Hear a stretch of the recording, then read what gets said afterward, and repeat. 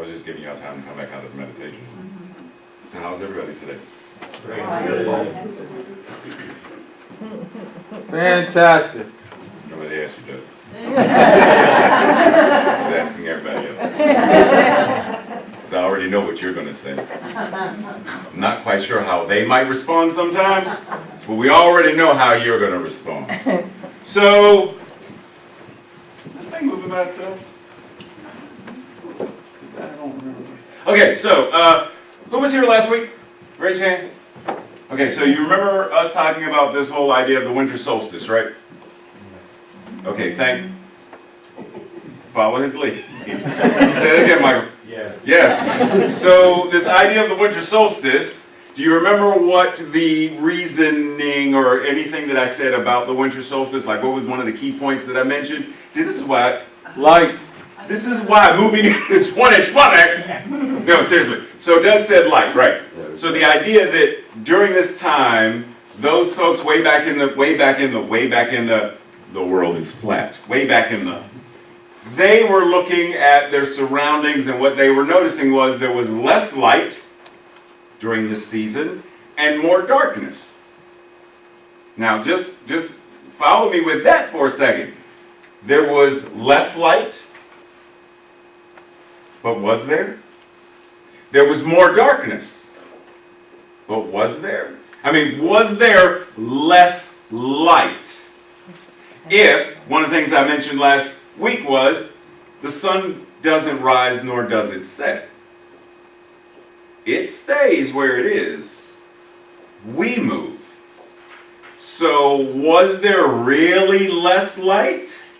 Or were they simply perceiving, based upon their experience, that there was this span that we understood to be the amount of light now appears to be this?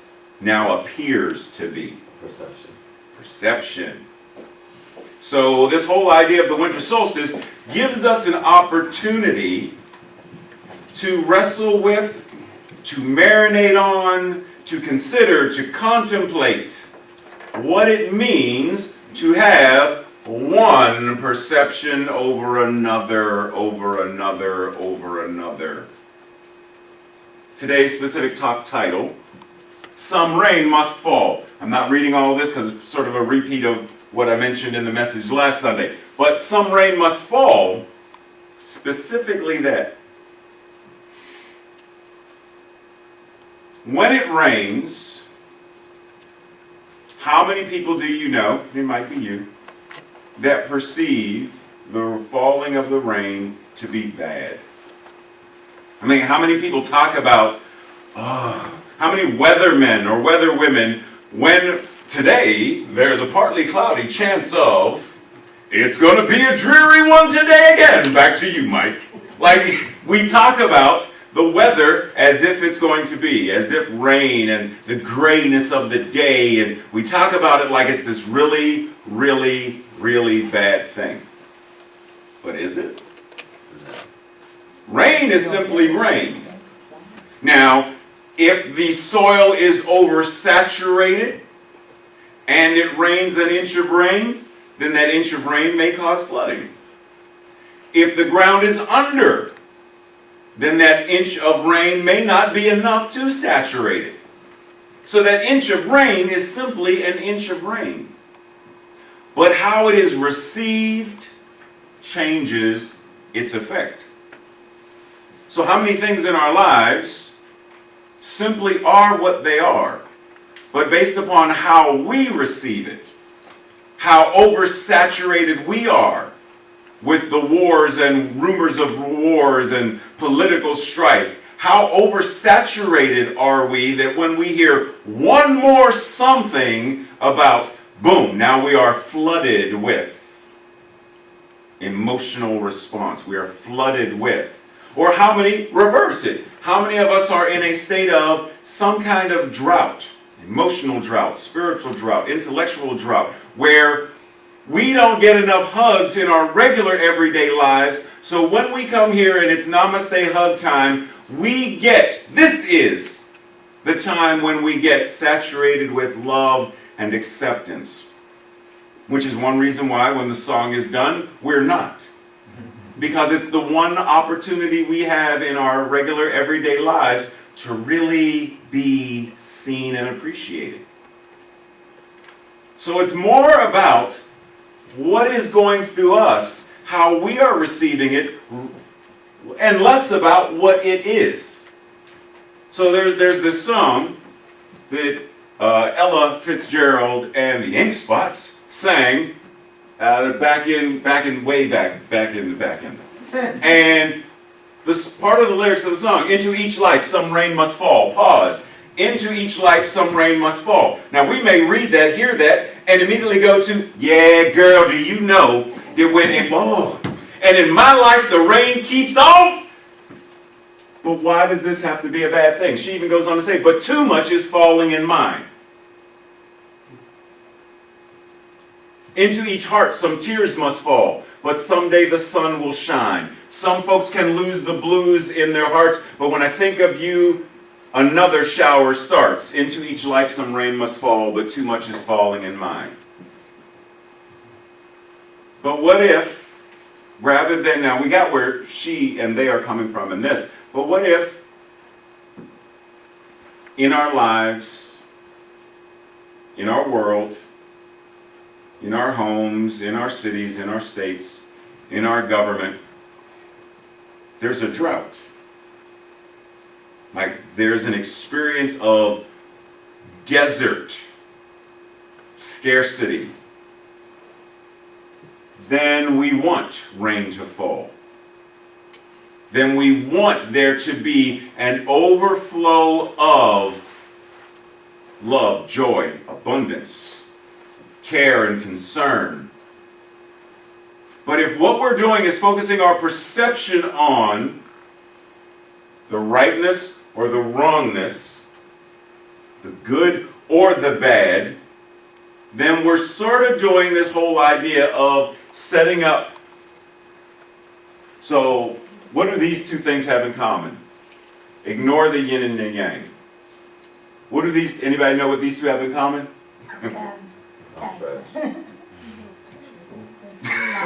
What'd you say? So what is this? Binary. Binary. Duality. Either or. It's one or the other. We are a very binary, duality-driven culture. Everything is either or. If I say, what is the opposite of up? Down. What is the opposite of happy? Sad. What is the opposite of birth? Sad. But is it? Like really, really, really, really, is it? No, because it's a circle. So there's this movie, Jacob's Ladder. Anybody familiar with the movie? Jacob's Ladder, and I'm talking about the older one with Danny Aiello in it. So for those of you who haven't seen it, you may not want to watch it because it's sort of a psychological thriller, like it's borderline horror movie. But it's very profound in the idea that there's a scene where Danny Aiello is talking to his patient. He's a chiropractor, and he's talking to his patient. And in it he quotes Meister Eckhart, and he says, the only thing that burns in hell is the part of you that won't let go of life. Your memories, your attachments, they burn them all away. But they're not punishing you, he said. They're freeing your soul. So the way he sees it, if you're frightened of dying and you're holding on, you'll see devils tearing your life away. But if you've made your peace, then the devils are really angels freeing you from the earth. It's just a matter of how you look at it. So don't worry, okay? How many of us won't let go of our attachments? What attachments, or what are we attached to? I mean, really think about it. Like he's talking about life, those who won't let go of life. But how many of us have relationships we are attached to, that we identify ourselves based upon that identity? How many people that when their children grow up, and it's even called it's a syndrome. What's it called? The empty nest Like it's a thing. And how many parents, because I wasn't able to play football, because you know that bum knee, I'm gonna make sure the kids play. Boy, I'm gonna make sure the girl play football too, because my kids gotta. How many parents live through their children to such a degree that the child cannot live their life? But mom, dad, I want a ballet. No, you're gonna play football. Football runs in our family. How many of us are really attached to being right? We've heard the phrase, do you want to be at peace or do you want to be right? Like sometimes it's better to just let go and not argue. Just be at peace. How many of us are attached to things that are really weighing us down, keeping us in fear, in the same way that the ancients, when the sky was darkened, that they were like, oh no, God must be angry with us, for God is withholding the light from us. And they would recede and run into caves and run into huts and escape. And then they created rituals around bringing the light into their homes. If it's not going to be out there, then we have to recognize that we can. So here's the fire or the fireplace or the pyre, or somehow we're bringing light. But if they had been so attached to, then they would have sat in the darkness and cursed the darkness. How many of us really sit down and look at the things that we're attached to find out, do I need to be? Do I really need to? Can I, like, I've really grown fond of this little jicama thingy. It reminds me of Star Trek. And I really don't, when it's time, I know I have to give it back to Leslie, but she won't miss it. I'm attached to it. We have clothing that we're attached to, cars that we're attached to, belonging and people and ideas and paradigms. If I were to ask, how many of us still, on some level, are attached to the idea of an anthropomorphic God that cannot be you, because there is this duality. There's God and then there's me or us. Rather than there is only God, and therefore it must be what I am and what we are. Even though my mind right now can't comprehend how one thing can show up as many, I'm willing to let go of the idea and simply be in the mystery of, in order to discover what this means for me. But some of us are really attached to the idea. We're still attached to the idea that evil is a thing. But if there's only God and God is all there is, then where's the space for? Now it's dual. There's good and evil. That's why God and because what's the opposite of God? The devil. God is the anti-God, even to such a degree that we talk about the Christ and the Antichrist. Like literally, anti is in the name. Hi, I'm Christ, and I'm the anti. Like it's the antithesis of. But we still hold on to them because we are humans and we are bound by tradition.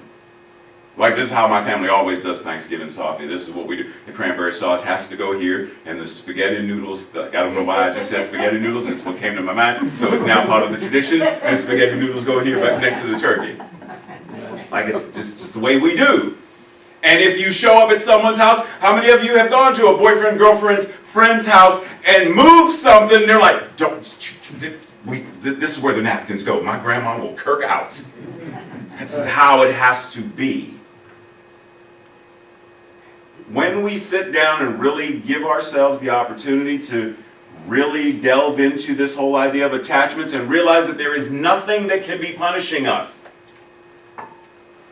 There is no God or devil or law of attraction that is punishing us. There is no cosmic 2x4 hitting anybody over the head, because then that says that there is something cosmic that is judging you to say, you're doing the wrong thing, get back on track.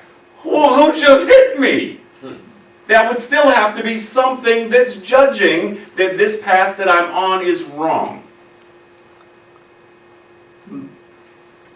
There's still some idea that there's someone external to us choosing where we need to be going.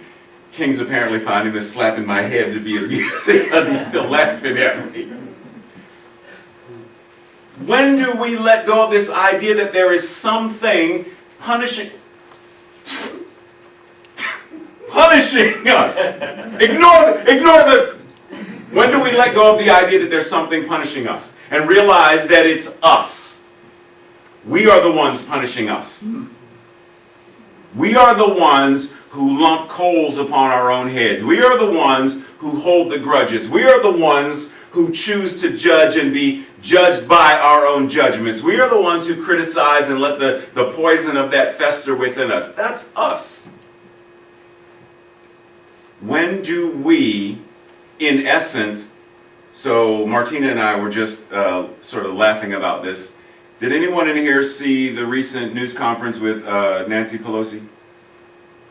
Okay, so the reporter says, "Do you hate the president?" And she was on her way out. "Do you hate the president?" She almost moonwalked back. She came back and she said, "I don't hate anyone. Because of my religious conviction as a Catholic, I hate no one. In fact, I pray for him." When do we, because we have this idea that if you are against someone, you must hate them. And this idea that, is she really even against him then? Are we really so ground and focused in this idea of what it means to be right, wrong, good, bad, up, down, dead, alive, that we won't step away from this idea of how we're punishing ourselves, rather than stepping into this idea of how can my soul be free? How can I live my life freely? How can I, even when I step outside of my home and realize that the sun, which never sets, has set, based on my perception, there is darkness, how do I move forward? When faced with darkness, what do I do?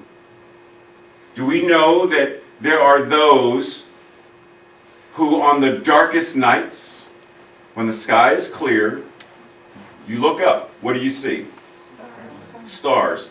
Do we realize that there are those who are so skilled at reading them that they can go anywhere on this planet simply by charting the course of where that's Orion, that means that they can go wherever they need to go simply by following these tiny little pinpoints of light in the midst of the darkness? Are we so trained that we are able to look into the darkness of whatever our life experience may be and find those tiny little pinpoints of light and chart our course to wherever it is that we want to go?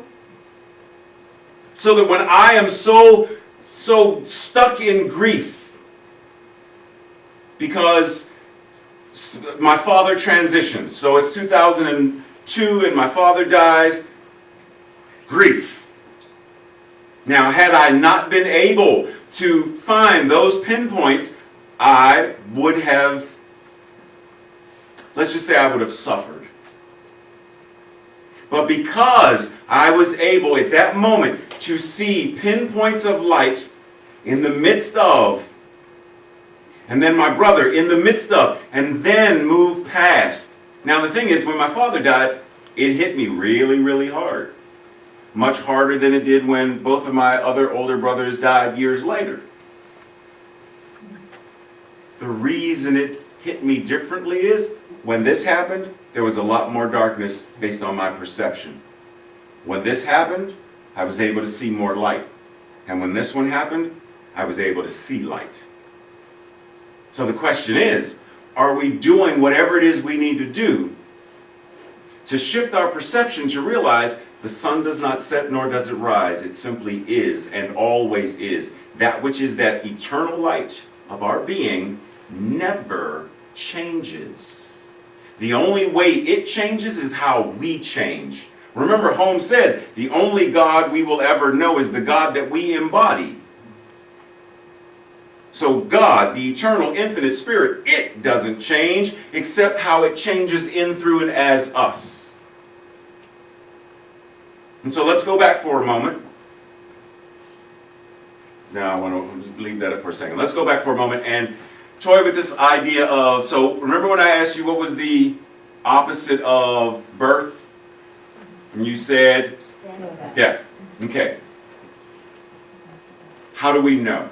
Like we live our lives based upon as if that is fact, as if that's the gospel.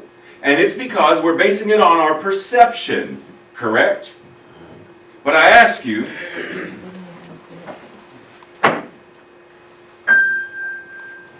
you hear that, right? Actually, I'll do this one because we'll be able to hear it a little bit. Maybe I won't, because oh, there it is. So, do you hear it? Do you hear it? No. Raise your hand when you don't.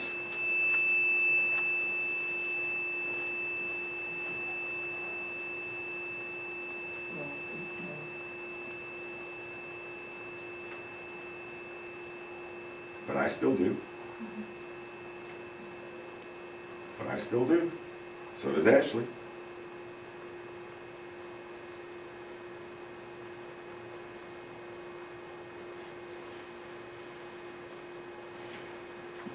One. When did the sound start? You struck it. So we say when I hit it. When you have the intention. But how do we know it didn't start when my intention to hit it began? Or what if the sound actually started when sound was created? And that sound was eternally present, and all I did was called it forth in this moment, in this way, through that instrument. And we're basing the sound ending on when these things no longer picked up the sound. But how do we know it's not still existing? Do we understand that these eyes and these ears are limited in that there is a whole spectrum of light, whole frequencies that the human eye cannot perceive except for this tiny little band right here. But all of the rest of this exists. It's just beyond our scope of perception. Sound is the exact same way. What does a dog whistle do? Like I almost blew my brain up. Like literally trying to blow a dog whistle and make me hear it. Like and an eyeball popped out. Like I blew and blew and blew. There was no sound. But I wondered, like all the dogs in the neighborhood were like, because they could hear it. How do we know that this thing called life as Ray, life as Safi, life as Dr. Ronnie, life as Harry, life as Jerice, how do we know that that right here doesn't have this before it and this after it? In the same way that there was morning, and then at some point, morning, when does morning become afternoon? Like, is there a clear, we base it on a clock, but is there a clear time when we're walking, morning just turned into afternoon? Like, is there something that we consciously feel that says, this has started and this has stopped? This note, start, stop, birth, death. Or is it a continuum to such a degree that just because she is sitting there quietly right now, as a musician, this individual is always singing, always attuned to music, always, and correct me if I'm wrong, but always there is a part of her being, her essence, her soulness that is always composing and writing and hearing melodies where the rest of us hear none, see none, know none. What happens when we elevate ourselves in a spiritual way that we're doing the exact same thing then? that everywhere we go, we hear God, that everyone we see God, that every time we touch something, we feel the vibration of God. In the way that during the winter solstice, we understand that that which is the light of our being is always right here and right now present. So no matter if I'm experiencing rainfall in my life or a dark period in my life, I can bring the light through my conscious awareness, through my practice. Holmes says, it is in this moment of time that we are to make the great decision. It is in this day in which we now are living that we must choose what path we are to follow. Shall we live in fear or shall we live in faith?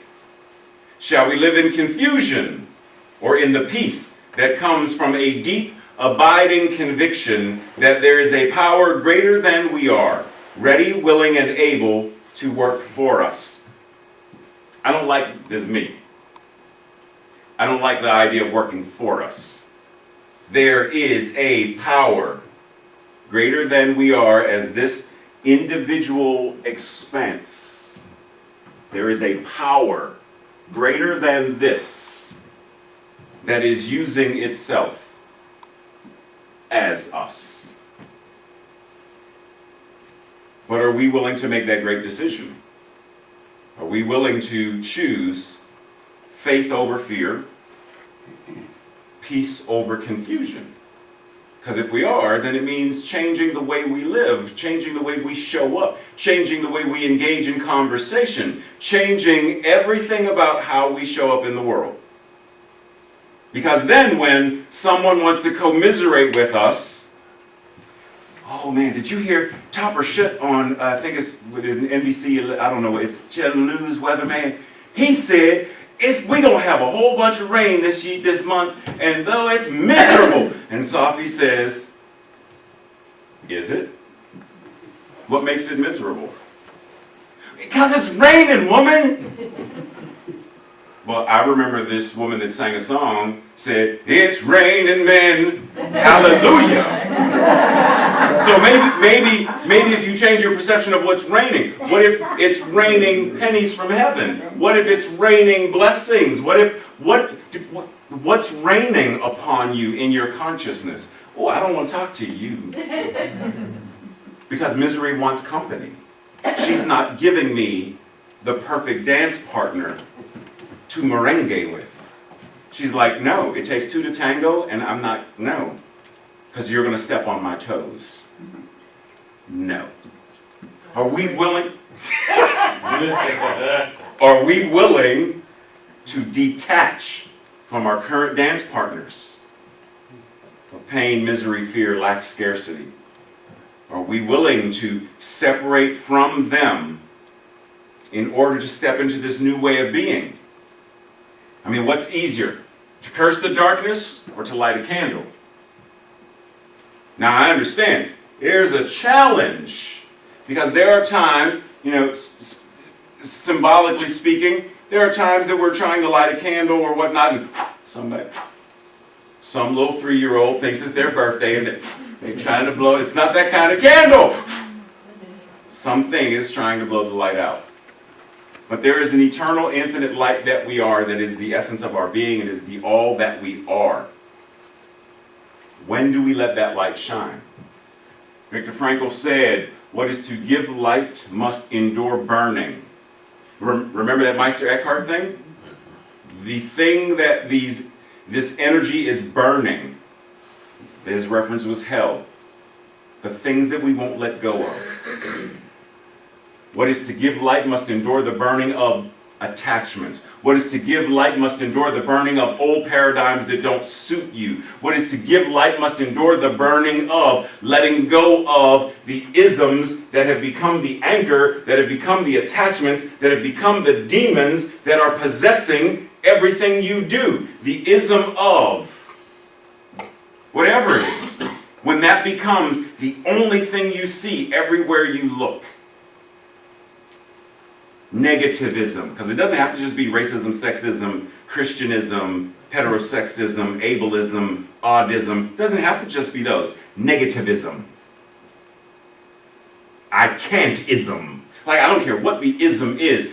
Is there something that we can dare to let go of to move forward? Just an idea. Because this idea that if we're going to create, demonstrate, manifest a world that works for all, then the current paradigm of how things are operating doesn't work. Interestingly enough, Martina and I started a conversation out in the fellowship hall. That's what I'm calling it. And we were talking about this idea of what if, because Nancy Pelosi talked about what it means to be a good Catholic. For her, it was her Catholicism, her upbringing, her connection to the God of her understanding as a good Catholic that makes her not want to hate. But what if she was raised or trained in New Thought? What if she, as a teenager, went to the CSL camp and then took CSL classes, took foundations with Dr. Ronnie, read some Ernest Holmes books, and then became Speaker of the House? Can we imagine the kind of energy that that person would now bring into the Capitol, into Senate, into Congress, into the White House? Safi and I continued the conversation a little bit later saying, imagine what would be, so right now, technology and science, we know a lot about the human body. A lot. But imagine if we have elevated as a culture and a society to such a degree that we now invest those trillions of dollars that go to and through the Pentagon for bombs and weapons of mass destruction, that we are now funneling them into education and medicine, technology, community services. Do we understand that there's a 5-year-old somewhere sitting in a kindergarten class who's being told, because she's a young black girl or a young girl, that she is not smart enough to do math? Because she's a girl. Because she's a brown girl. And yet this small brown girl sitting in this classroom might be the very individual who has the cure for cancer. But if raised in a system that says, you can't, you're not good enough, you're a woman. You can't, you're not good enough, you're black. You can't, you're not good enough. For whatever reason, then we have eternally stuck ourselves in that darkness. And we are doing what the ancients did, screaming at the sky,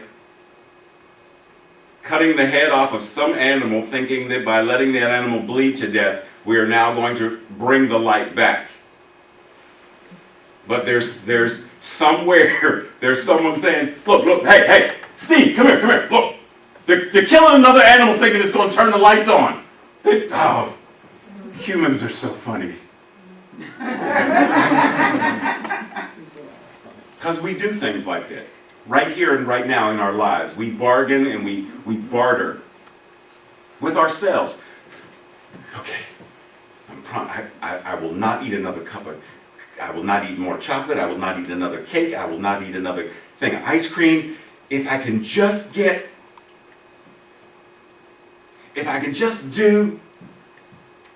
why not just do it? Why not just make the decision and do it? And then move forward. But it's easier to curse the darkness than it is to light a candle.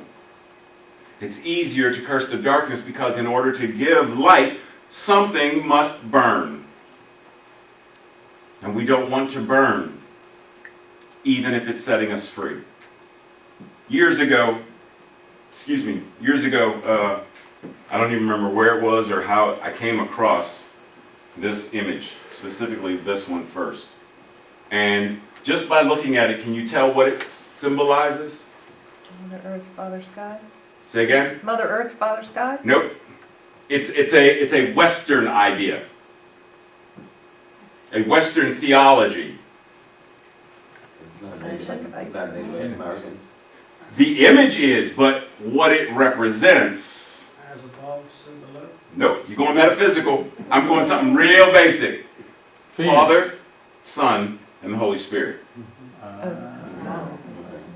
An indigenous American who also became Christian crafted this image as a demonstration of how he integrated both his indigenous American belief and faith with Father Sky and as above, so below, even though that's not their wording, but same concept, with what he chose to accept as or adopt as Christianity. Without going into the whole idea of colonization, that was his choice to merge the two, and that was the image he came up with. Now, one of the things that I like about it, or have come to appreciate most about it, is this idea that there's connection. One, there's this infinite circular idea, and that there's connection throughout. Which brings me to this one. There's this idea that within the circle there are circles. Within there is this idea of being within. That even within the flower of life, how many circles are there? There's circles upon circles upon circles, because this could expand to be infinite. And the idea being, we are made up of so many elements, so many parts of all that we are. How do we bring them together and show up in the world? How do we connect with whatever we are identifying as our higher self, our higher power, whatever it is we're calling it? How are we connecting and unifying that to show up as oneness? Not as scattered energy, but saying that there is this idea, Yin and Yang, which are not opposites. We often talk about them as their opposites. Yin, female, goddess. Yang, masculine, God. Dark, light. External, internal. Planter of seeds, receiver of seeds. Oh, I almost cursed. It's time for us to move past this binary, dualistic idea and understand that the goddess is extremely powerful in and of herself, because that which is yin is yang, and that which is yang is yin. There's even several references of gods and goddesses in Egyptian and the Yoruba tradition where they change.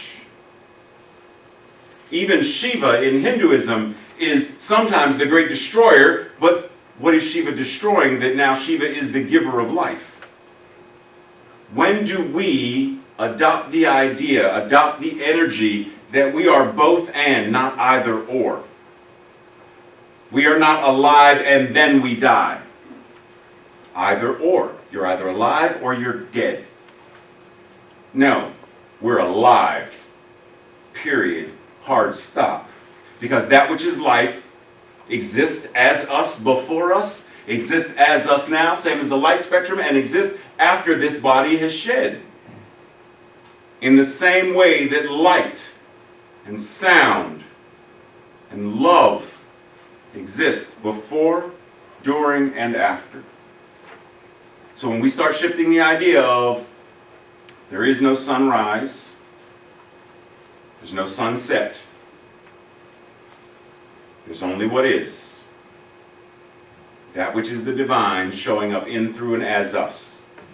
Right here and right now. Let's pray.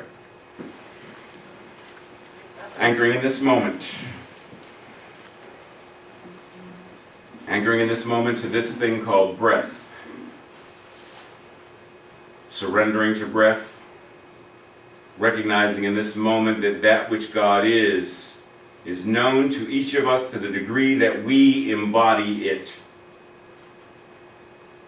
And so in this moment of conscious awareness conscious recognition and surrendering to that which is being embodied, I speak what I know. God in me, as me, is me. There is only that which is one life, God's life, showing up in, through, and as all, and that life is my life now. And what is true for me must be true for everyone in this room. There is only God, only Spirit, only Source, only that one mind that is infinite. And not just that it is creative, but that it is creation itself. And that as I embody creation itself, I demonstrate creativity.